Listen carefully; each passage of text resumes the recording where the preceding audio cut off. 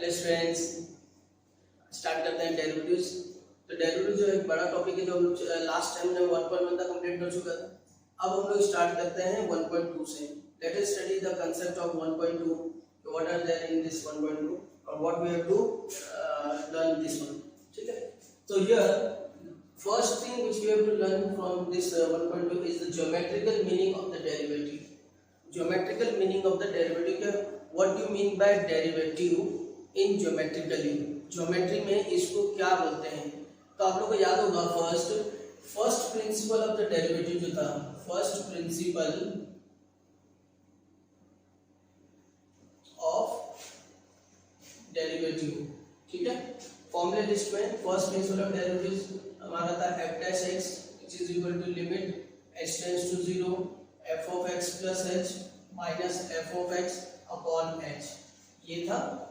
अब इसमें हम लोग लिखते हैं f dash x। f dash x का मतलब क्या, कि derivatives at with respect to x। ठीक है, फंक्शन का derivative with respect to x।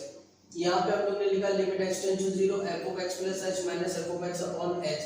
तो ये h क्या है, स्मॉल इंक्रीमेंट इन x। तो ये हो गया हमारा स्मॉल इंक्रीमेंट इन x। तो ये सारी चीजें हम लोग ने लिखी पड़ी थी। अब समझ, इसी को याद रखना है अपने को कि ये क्या चीज है ना। ये क्या है कि जब इस तरह से रहेगा लिमिट h टेंड्स टू 0 रहेगा और ये f of x plus h minus f of x upon h आएगा, तो इसकी वैल्यू क्या होगी, f डैश x आएगा। अब मान लीजिए कि मैं आपको कहता हूं कि एक ये ग्राफ है और एक कर्व है, ये कर्व इस तरह से। अब इस कर्व में एक पॉइंट हमारा ये है p, ठीक है, और ये p आके कहां मिल रहा है, ये मिल रहा है अपना a पे। और ये कर्व जो है ये फंक्शन है y equal to f of x का। अब अगर ये कर्व ये a पे मिल रहा है तो ये यहाँ पर क्या मिलेगा, ये फंक्शन x एक्सिस का होगा, ये लाइन y एक्सिस की होगी, यानी यहाँ पर y equal to f of x हमको मिलेगा और ये हमको क्या मिलेगा, x एक्सिस यानी x मिलेगा। अगर x a है तो यहाँ पे ये पॉइंट क्या मिलेगा, ये f of a मिलेगा। तो p के कोऑर्डिनेट्स क्या हो गए, p के कोऑर्डिनेट्स हो गए a और f of a हो गए। अरे बस में अच्छा, अब अगर मैं बोलता हूं कि यहाँ पर मैंने कोई पॉइंट लिया, इसको थोड़ा और बढ़ा देते हैं, यहाँ पर कोई एक मैंने पॉइंट लिया, इसको बोलते हैं Q, और Q यहाँ पर आ रहा है और ये थोड़ा a प्लस h है। ये पॉइंट क्या है, a प्लस h है। a से कितना ज्यादा है, h ज्यादा है। तो यहाँ पर जब ये आएगा, ये यहाँ पर क्या देगा, f of a plus h देगा। आई बात समझ में। अब यहाँ इसके कोऑर्डिनेट अगर हम देखें तो ये आएगा a प्लस h और ये आएगा f of a plus h। Simple, जैसे हम लोग कोऑर्डिनेट ज्योमेट्री में करते हैं कि जैसे अगर हमको लिखना है पॉइंट 2 और 3, तो हम 2 किधर लेंगे, x एक्सिस पे लेंगे, 3 किधर लेंगे, y एक्सिस पे लेंगे, और हम लेंगे ये पॉइंट हमारा p है। अब मैं बोल रहा हूँ p के कोऑर्डिनेट क्या है, a और f of a। तो a कहाँ जाएगा, x एक्सिस पे आएगा, और f of a कहाँ जाएगा, y एक्सिस पे आएगा। तो वैसे ही इधर पे एक्सिस हमने उसको बताया। अच्छा, अब इधर क्या, अब ये इधर आ गया है यहाँ पर, यहाँ से। तो अब समझो इस लाइन पे, ये जो लाइन है इसका एक स्लोप निकाल देते हैं, slope of PQ, slope of PQ। अच्छा, स्लोप का फॉर्मूला याद ही होगा आपको। स्लोप का फॉर्मूला क्या था, y2 minus y1 upon x2 minus x1 change in y upon change in x। ये तो याद ही है सबको। तो यहाँ पे स्लोप हम निकालेंगे तो y कोऑर्डिनेट का डिफरेंस माइनस x कोऑर्डिनेट का डिफरेंस। y कोऑर्डिनेट क्या है इधर पे, y कोऑर्डिनेट इधर पे f of a plus h minus यहाँ पर है f ऑफ a, और नीचे क्या आएगा, यहाँ x कोऑर्डिनेट है a plus h minus a। अब यहाँ क्या बच रहा है, f of a plus h minus f of a upon a बच रहा है, सॉरी h बच रहा है, a कट जाएगा, ये आ गया स्लोप। अच्छा, अब ये जो स्लोप ऑफ PQ है ये हमको क्या दे रहा है, f of a plus h minus f of a upon h दे रहा है। अब ये जो h है वो क्या चीज है, ये यहाँ से पूरा टर्म जो आया है हमारे पास, ये जो इंक्रीमेंट हुआ ये h है। अब अगर सपोज करो कि h 0 हो जाए, h अगर 0 हो जाए तो क्या होगा, जब h 0 हो जाएगा तो ये वाला जो पॉइंट है Q वाला पॉइंट सरक के कहाँ पे आ जाएगा, P पे आ जाएगा। इसका मतलब ये जो लाइन है, ये जो लाइन आप देख रहे हैं अभी, ये जो लाइन है PQ, ये क्या है, इस कर्व पे चलेगी और ये पॉइंट सरकते सरकते सरकते सरकते सरकते सरकते कहाँ आ गया, फिर P पे आ गया, तो यानी ये जो लाइन है ये टेंजेंट बन जाएगी इसकी, एक स्ट्रेट लाइन और touching to the point P, तो यानी एक स्ट्रेट लाइन बन जाएगी, ये सरकते सरकते इधर आएगा। कब होगा ये तब होगा जब ये h 0 हो जाएगा। तो यानी इसका मतलब अगर मैंने इसको लिया यहाँ पे कि लिमिट, यहाँ मैं लेता हूँ कि लिमिट अगर q tends to p, slope of PQ अगर मैं लेता हूँ तो लिमिट ये q टेंड्स टू p का मतलब होगा कि जब q p की तरफ आ जाएगा तो a प्लस h a की तरफ आ जाएगा, इसका मतलब h क्या हो जाएगा, 0 हो जाएगा। इसका मतलब h टेंड्स टू 0 और स्लोप ऑफ टेंजेंट हमारे पास क्या है, f of a plus h minus f of a upon h है। अब देखो यहाँ पे हमने पढ़ा था, क्या पढ़ा था, limit x tends to 0 f of x plus h minus f of x upon h क्या होता है, f डैश x होता है। तो यहाँ x है तो यहाँ f डैश x आया, तो यहाँ a है तो क्या आना चाहिए, f डैश a आना चाहिए, f डैश a आना चाहिए इधर पे। तो इसका मतलब क्या हो गया f डैश a जो हमने निकाला है ये डेरिवेटिव्स आ गया, f डैश a क्या आ गया हमारे पास में, ये डेरिवेटिव्स आ गया। तो इसका मतलब ये हुआ कि limit q tends to p, slope of pq is nothing but a derivatives. अच्छा ये डेरिवेटिव्स कहां पर है, ये डेरिवेटिव इधर पर है, ये क्या है p पर है, यानी इस पॉइंट पे डेरिवेटिव्स आ रहा है, सर डेरिवेटिव्स आ रहा है। तो यानी इस पॉइंट पे डेरिवेटिव्स आने का मतलब क्या है कि ये जो पॉइंट है p, इसमें जो हमारी जो सेकंड था pq, ये सेकंड क्या बन गया, एक टेंजेंट बन गया, क्योंकि p और q अब दो पॉइंट नहीं रहे। जब तक p अलग था q अलग था तो वो सेकंड था, जैसे ये p q जो है सरकते सरकते p की तरफ आ गया तो अब क्या हो गया, एक पॉइंट हो गया। अब जब जैसे एक पॉइंट हो गया ये सिंगल पॉइंट बन गया, ये टेंजेंट बन गया, है ना। कंसेप्ट तो मालूम होगा ना कि जब अगर एक कर्व को, अगर एक लाइन दो पॉइंट पे कट करती है तो उसको सेकंड बोलते हैं, और अगर एक पॉइंट पे कट करती है तो उसको टेंजेंट बोलते हैं। अब यहाँ पर क्या हो रहा है, जब q p की तरफ आ गया तो q और p दोनों मिल गए, दोनों मिल गए, एक पॉइंट हो गए, एक पॉइंट हो गया तो टेंजेंट हो गया। तो इसका मतलब ये हो गया कि हमको जो यहाँ मिला वो मिला टेंजेंट, स्लोप ऑफ टेंजेंट हमको क्या मिला, स्लोप ऑफ टेंजेंट मिला एट p, हमको स्लोप ऑफ टेंजेंट मिला एट p। तो ज्योमेट्रिकल मीनिंग डेरिवेटिव्स की क्या हो गई, इसका मतलब ये हो गया कि कोई भी कर्व अगर हमको दिया हुआ है, कोई भी कर्व, तो उस कर्व पे किसी भी पॉइंट पे अगर हम डेरिवेटिव्स निकालते हैं तो वो डेरिवेटिव्स उस पॉइंट के टेंजेंट का स्लोप होगा, वो डेरिवेटिव्स क्या होगा, उस पॉइंट के टेंजेंट का स्लोप होगा। तो इसका मतलब हमको ये याद रखना है ज्योमेट्री के मीनिंग में कि the tangent at y equal to f of x, है ना, the slope of tangent at y equal to f of x at any point x1 y1 is nothing but the derivatives at that point, is nothing but the derivatives at that point। तो याद रहेगा आप लोग को क्या चीज मैंने बताया इधर में कि ज्योमेट्रिकल मीनिंग में अगर हम बात करेंगे तो फिर से रिपीट कर रहा हूं, the derivatives at any point on the curve y equal to f of x is nothing but the slope of tangent at that point। याद रहेगा, यानी अब इसकी जगह q को मैंने ले लिया, अब इसका अगर मैंने क्या निकाला, डेरिवेटिव निकाला, इस कर्व का डेरिवेटिव निकाला इस पॉइंट पे, तो मैं बोलूंगा कि जो डेरिवेटिव आएगा वो इस पॉइंट पे अगर मैं टेंजेंट ड्रॉ करता हूं तो उसका स्लोप होगा। मान लेते हैं कि इधर कोई पॉइंट है r, इधर एक पॉइंट है r, और इधर पर मैं टेंजेंट ड्रॉ करता हूं और इस टेंजेंट का मुझे स्लोप मालूम करना है, तो स्लोप कैसे निकालूंगा, तो मैं क्या करूंगा, इस कर्व का डेरिवेटिव निकालूंगा और इस पॉइंट r को उसमें सब्स्टिट्यूट करूंगा और जो वैल्यू आएगी मैं बोलूंगा वो मेरा क्या है, स्लोप ऑफ टेंजेंट है एट r। आ रही बात समझ में, तो बात समझ में आ गई होगी आपको इंशाल्लाह। अब आगे की बात करते हैं, आगे बढ़ते हैं, ठीक है, लिख लो इसको भी फटाफट से।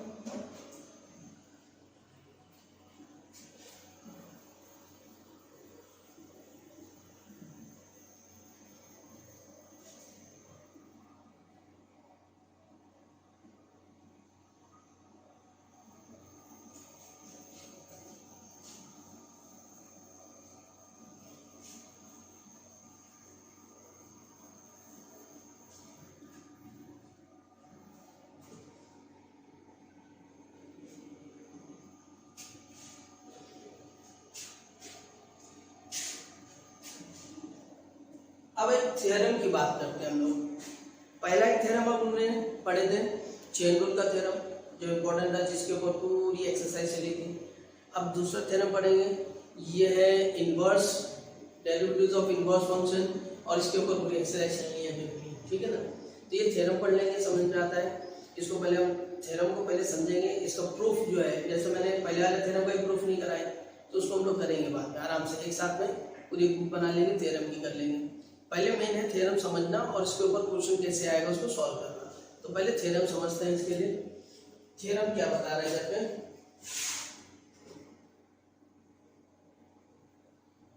थ्योरम यहाँ पर बता रहा है कि if suppose y equal to f of x is a differentiable function,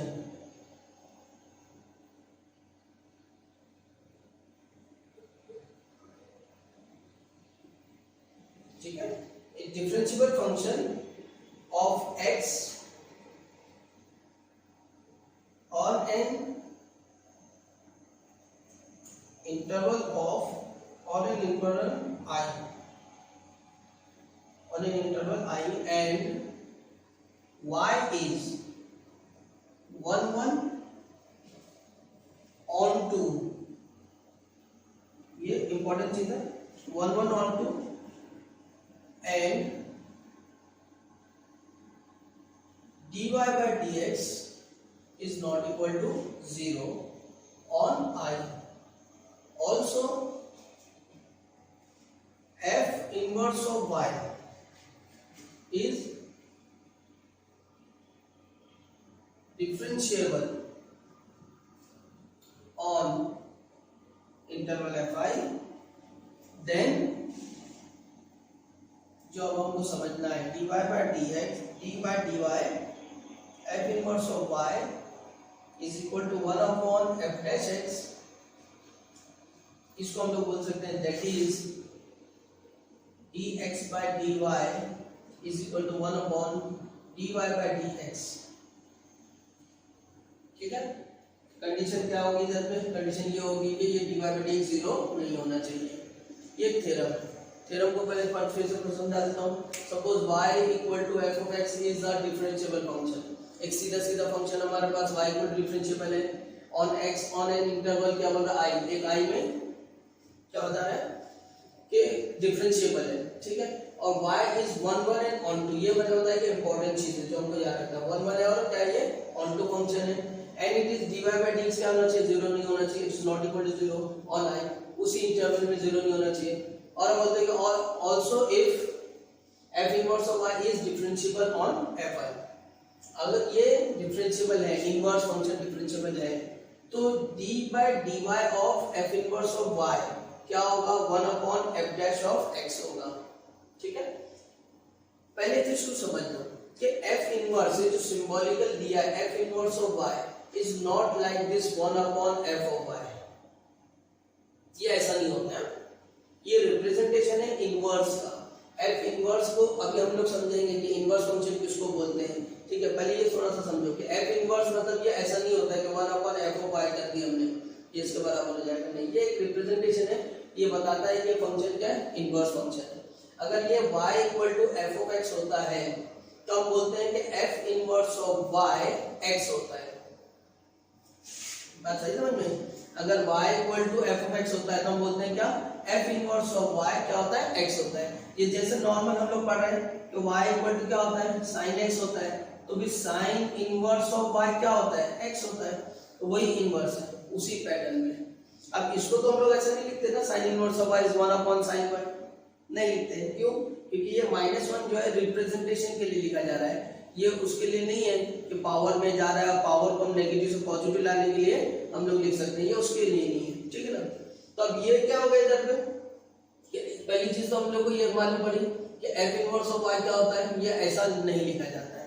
अब होता क्या, 1 1 और ऑन 2 का मतलब क्या होता है, और हम लोग इनवर्स का भाव किस फंक्शन का निकाल सकते हैं, पहले थोड़ा सा उसको पढ़ लेते हैं। 11 के अंदर ये बेसिक कांसेप्ट दिया हुआ है हमारे पास में फंक्शन के अंदर, कि फंक्शन क्या होता है, उसका इनवर्स क्या होता है, थोड़ा सा बेसिक हम यहाँ पढ़ लेंगे। जैसे कि अगर हमारे पास में दो सेट्स हैं ए और बी, और इस सेट्स के अंदर हम बता रहे हैं कि ए बी सी डी है, 1 2 3 4 5 6 है, ठीक है। ए वन का इमेज, ए का इमेज बी मतलब 1 है, बी का 2 है, सी का 3 है, डी का 4 है। इस टाइप का अगर फंक्शन होता है तो फंक्शन कब होगा, यहाँ पे कोई भी एलिमेंट छूटना नहीं चाहिए, पहली शर्त है ना। एंड दूसरा क्या होता है कि यहाँ पर जो है किसी का भी दो इमेज नहीं होना चाहिए, यानी अब ये है, अब इसको अगर मैंने ऐसा कर दिया तो ये फंक्शन नहीं होगा। क्यों नहीं होगा, क्योंकि ए की दो इमेज होगी, ठीक है। दूसरा क्या, दूसरी चीज ये कि यहाँ पे ये छूटना नहीं चाहिए, अगर मैंने इसको हटा दिया तो अब क्या होगा, डी का कोई इमेज नहीं है तो भी फंक्शन नहीं होगा। तो ये कब फंक्शन होगा, इफ पहले वाले को हम डोमेन बोलते हैं और दूसरे वाले को कोडोमेन बोलते हैं। तो यहाँ पे बोलेंगे क्या, डोमेन बोलते हैं, उसको क्या बोलते हैं, कोडोमेन बोलते हैं। तो यहाँ बात करेंगे ये फंक्शन कब होगा, when each and every element of domain each and every element of domain must have one and only one image in codomain. And each and every element of domain must have one and only one image in codomain. जैसा मैंने बताया कि यहाँ कोई element छूटना नहीं चाहिए और किसी भी एलिमेंट का दो इमेज नहीं होना चाहिए, तो वो फंक्शन होगा। अब की सूरत में क्या है, ये फंक्शन है, ये फंक्शन हो गया कि हर एक का इमेज है और किसी का भी दो इमेज नहीं है, सबका एक एक है। Even each and every element of domain must have one and only one image in codomain. इस तरह से हमने इसको बना दिया। आ रही बात समझ में। अब क्या होगा इधर पे, अब ये जो डोमेन है ये तो हमारा फंक्शन हो गया, इस तरह से जा रही है। अब अगर इसको मैं पलट दूं, उल्टा कर दूं, तो उल्टा करने में क्या होगा, जो मेरा डोमेन था वो कोडोमेन बन जाएगा, जो कोडोमेन था वो डोमेन बन जाएगा। तो क्या फंक्शन हो रहा है, क्या वो हमको देखना रहेगा। उसको बोलते हैं इनवर्स फंक्शन, उसको बोलते हैं इनवर्स फंक्शन। इसको हम लोग लिखेंगे क्या, हम इसको लिखेंगे कि it's a function from A to B. हम इसको लिखेंगे फंक्शन क्या है, ए टू बी है।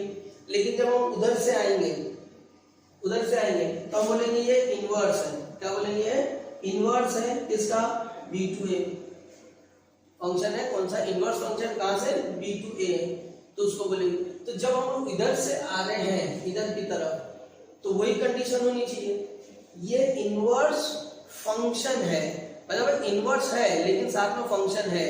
तो अब जब फंक्शन की बात कर रहे हैं हम लोग, तो इसका मतलब क्या होगा, इसको वो कंडीशन सेटिस्फाई करनी पड़ेगी। तो इसके लिए यहाँ पर ये भी जो है एलिमेंट है वो छूटना नहीं चाहिए और हर एक एलिमेंट के दो इमेज नहीं आने चाहिए, ठीक है। तो जब सिंगल इमेज होता है तो इसको हम लोग 1 1 बोलते हैं, इसको क्या बोलते हैं, 1 1 बोलते हैं, ठीक है। और अब यहाँ पर जैसे देखो ये छूट गया, अब ये छूटेंगे, ये चलेगा, कोडोमेन में अगर एलिमेंट छूट रहा है चलेगा। अगर एलिमेंट छूट रहा है तो हम लोग इसको बोलते हैं इनटू फंक्शन। क्या बोलते हैं, इनटू फंक्शन। और जब एलिमेंट नहीं छूटता तो हम लोग इसको बोलते हैं ऑनटू फंक्शन। तो इनवर्स के लिए जरूरी होता है कि फंक्शन 1 1 हो और ऑनटू हो, फंक्शन 1 1 हो और ऑनटू हो। अब इसमें एक चीज और याद रखो, 1 1 की टर्मिनोलॉजी में, मैथ्स की टर्मिनोलॉजी में 1 1 को हम लोग इंजेक्टिव भी बोलते हैं। क्या बोलते हैं, इंजेक्टिव। और ऑनटू को सर्जेक्टिव भी बोलते हैं। तो इसको हम लोग बोलते हैं इंजेक्टिव और इसको हम लोग बोलते हैं सर्जेक्टिव, ठीक है। Injective and surjective. और जब ये दोनों जेक्टिव मिल जाते हैं तो हम लोग इसको बोलते हैं बाइजेक्टिव। क्या बोलते हैं, बाइजेक्टिव। दोनों जेक्टिव हो गए हमारे, दो जेक्टिव, तो दो जेटली जेक्टिव, तो दो जेक्टिव मिल गए हमारे, इंजेक्टिव और सर्जेक्टिव। तो दो जेक्टिव के हिसाब से हम इसको बोलते हैं बाइजेक्टिव, यानी बाय रिलेशन। जेक्शन मतलब होता है रिलेशन। तो इंजेक्शन और बाय सर्जेक्शन का साथ में मिलकर क्या बन जाएगा, बाइजेक्शन। तो इनवर्स फंक्शन के लिए फंक्शन जरूरी होता है कि फंक्शन क्या हो, बाइजेक्टिव हो। अगर फंक्शन बाइजेक्टिव होगा तो ये उसका इनवर्स पॉसिबल होगा, ठीक है। तो ये चीज समझ में आई कि हमको इनवर्स किसको बोलते हैं और इनवर्स कैसे निकालते हैं, ठीक है। अब इनवर्स के बाद में सर्जेक्टिव और इंजेक्टिव भी समझा दिया कि उसका बेसिक क्या होता है। अब यहाँ पर एक मिसाल के तौर पर हम लोग एक एग्जांपल ले लेते हैं कि जैसे मैंने लिया y = 2x + 3, ये एक फंक्शन है, ठीक है। अब नॉर्मली हम लोग फंक्शन को क्या लिखते हैं, हम लोग ऐसे लिखते हैं कि ये f(x) = 2x + 3 है, इस तरह से। अब मैंने इस एफ ऑफ एक्स को वाई ले लिया क्योंकि normally Y equal to F of X होता है, तो ये हो गया। अब इसको मैं उल्टा करता हूँ, एक्स के फॉर्म में निकालता हूँ, तो ये वाई ये 3 इधर आ जाएगा और y माइनस 3 अपॉन 2 ये दे देगा मुझको x। तो ये जो फंक्शन मेरे पास में आया x के फॉर्म, x का फंक्शन y के टर्म्स में जो आया, ये मेरा इनवर्स है, f इनवर्स ऑफ y, जिसको मैं x बोल सकता हूँ। आई बात समझ में? तो ये मेरा क्या हो गया, फंक्शन हो गया। तो ये जो है मेरा इनवर्स फंक्शन आया। तो इनवर्स फंक्शन क्या है मेरे पास में, इनवर्स फंक्शन है y माइनस 3 अपॉन 2। तो इसका इनवर्स क्या है, y equal to f2x plus 3 जो था, इसका इनवर्स फंक्शन कौन सा है, इसका इनवर्स फंक्शन ये है। इस तरह से हम क्या करते हैं, इनवर्स निकालते हैं। तो जो y का जब फंक्शन x के टर्म में होता है, तो जब हम लोग क्या करते हैं, x को y के टर्म में निकालते हैं और वो हमारा इनवर्स फंक्शन बन जाता है। जैसे दूसरी मिसाल ले लेते हैं,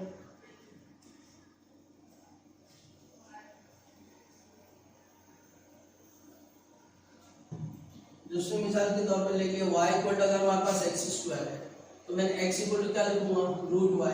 तो अब ये जो मेरा है f इनवर्स ऑफ y बन जाएगा, यानी इनवर्स फंक्शन बन जाएगा।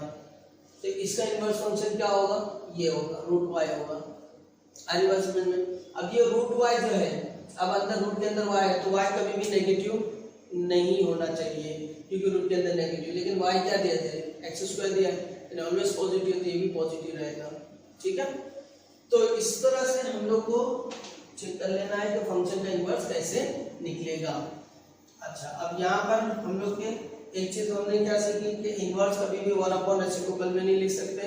दूसरा, इनवर्स निकालने के लिए हमको फंक्शन सर्जेक्टिव एंड इंजेक्टिव दोनों होना चाहिए, मतलब बाइजेक्टिव होना चाहिए, मतलब बाइजेक्टिव को बोलते हैं क्या, 1 बार और 1 2 दोनों होना चाहिए। तीसरी चीज हमने क्या सीखी इधर पे कि अगर y equal to F of X है तो हम लोग इनवर्स कब बोलेंगे, जब x equal to F inverse of y होगा, यानी x equal to F inverse of y होगा, तो हम लोग बोलेंगे इनवर्स फंक्शन है उसका। अब बात आ रही है डेरिवेटिव्स की, कि अब अगर इसका डेरिवेटिव लेते हैं f इनवर्स ऑफ y, देखो ये y में है, हम इसको y से डिफरेंशिएट कर रहे हैं, d/dy। ये इंपॉर्टेंट बात है जो हमको याद रखनी है, नोट करके रखनी है, अंडरलाइन करके रखनी है। इसको स्क्वायर बना के रखना है, सर्कल बना के रखना है, लेकिन इसको याद रखना है। इतना सारा बोला तो समझा क्या? हाँ, क्या ये यानी ये जो है अगर y में है तो हमको y से डिफरेंशिएट करना है। तो d/dy of f inverse of y अगर लिखेंगे, अगर हम ये बोलते हैं कि y और x के रिलेशन में दोनों एक दूसरे के इनवर्स है, तो हमारे लिए पूछ रहा है कि ये क्या होगा, ये 1/f' होगा, ये 1/f' होगा। अब इसको हम लोग जनरली कैलकुलेट भी कर सकते हैं, है ना, कैलकुलेट भी कर सकते हैं। इसका सिंपल प्रूफ तो मैं कराऊंगा ही, लेकिन इसका एक अल्टरनेट प्रूफ से मैं बता देता हूँ तुमको कि नॉर्मली अगर हम लोग बात करते हैं कि भाई f अगर ये एक दूसरे के इनवर्स है, तो f inverse of f of x ये जनरली x होता है। अगर हम बात करते हैं कि y फंक्शन है f का, तो f इनवर्स ऑफ क्या होता है, ये इस तरह से होता है। अब अगर मैंने इसको डिफरेंशिएट किया d/dx, देखो ये कहां से आया, अगर कोई कंफ्यूजन है तो ये भी क्लियर कर देते हैं हम लोग कि कोई कंफ्यूजन की बात नहीं है हमारे पास में। हम लोग क्या कर रहे हैं, हम लोग ले रहे हैं इसका लेफ्ट हैंड साइड, चलो इसको ले लो, d/dy ऑफ, मैं क्या कर रहा हूँ, f इनवर्स ऑफ y ले रहा हूँ, और d/dy of f inverse of y। y मेरा क्या है, y मेरा f ऑफ x है, बात खत्म। y मेरा क्या है, f ऑफ x है। तो यहाँ अगर मैं बात करूंगा कि ये इसका डेरिवेटिव मुझे लेना है, तो मैं क्या करूंगा, अब देखो ये x के फंक्शन में है और हमको डिफरेंशिएट y से करना है। जब x के फंक्शन में और डिफरेंशिएट y से करना है, वेरिएबल डिफरेंस आया तो हम चेन रूल पे जाएंगे। तो पहले तो इसका डेरिवेटिव निकालेंगे, तो ये होगा f inverse of f of x, ये आ जाएगा पूरा, और इसका डैश, यानी हमने इसका डेरिवेटिव निकाला पहले। फिर किसका डेरिवेटिव निकालेंगे, जो अंदर है, अंदर कौन है भाई, अंदर है f' यानी f ऑफ x, उसका डेरिवेटिव क्या आ जाएगा, f'(x), तो ये डेरिवेटिव आ जाएगा इधर पे। तो अब ये जो डेरिवेटिव आया है किसके बराबर है यहाँ पर, तो वही चीज हम लोग यहाँ पर हम लोग कर रहे थे कि यहाँ पर हम लोग क्या बता रहे थे कि जब हम लोग बात करते हैं कि ये जो डेरिवेटिव्स है एक दूसरे का इनवर्स होता है, तो ये इनवर्स होगा तो क्या होगा, F inverse of F of X होगा इसके एक्स के बराबर। तो जब हम इसको डिफरेंशिएट करेंगे एक्स से, तो यहाँ क्या देगा, ये F inverse of F of x का पूरे का डैश देगा, ठीक है। और अंदर क्या बचा, एफ ऑफ एक्स, इसका डेरिवेटिव एफ डैश एक्स देगा और ये एक्स का डेरिवेटिव 1 देगा। तो यानी ये F inverse of F of x का पूरे का डैश इक्वल टू क्या आएगा, 1 अपॉन एफ डैश एक्स आ जाएगा, ये आ जाएगा।